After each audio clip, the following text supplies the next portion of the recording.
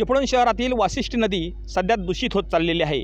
पाणी प्रदूषित होत आहे। आपण या दृश्यांमधून पाहू शकताय कशा पद्धतीने वाशिष्ठी नदी आहे ही प्रदूषित होते। ही नदीची अवस्था किती भीषण झालेली आहे। या ठिकाणी कोणत्याही प्रशासनाचं कोणतंही नियंत्रण नाही आहे आणि यामुळे ही संपूर्ण नदी आहे ही अशी आपल्याला पाहायला मिळते। दुर्गंधी प्रचंड पसरलेली आहे।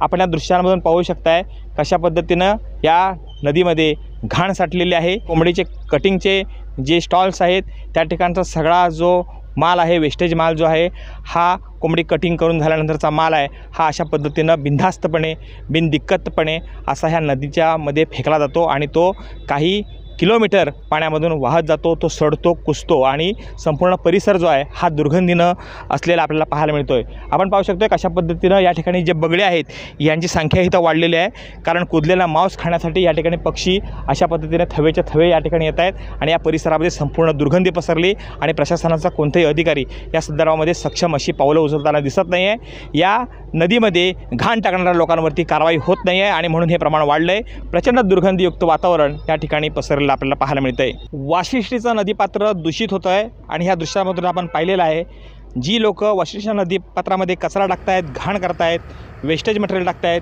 त्यामुळेच ही दुर्गंधी वाढलेली आहे। मात्र प्रशासनाकडून कोणत्याही प्रकारची कारवाई होत नसल्यामुळं या प्रदूषणाचा, या दूषित झालेल्या जलाचा मोठ्या प्रमाणामध्ये परिणाम हा चिपळूण तालुक्यावरती होऊ शकतो।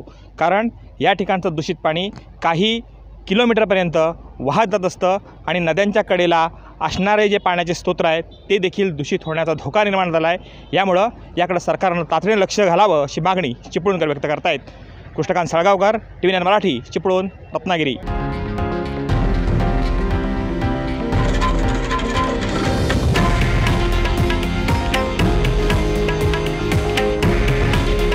हे आहे देशातील नंबर 1 न्यूज नेटवर्क आणि आपण पाहत आहात TV9 मराठी। काळजी तुमची, हित महाराष्ट्राचं।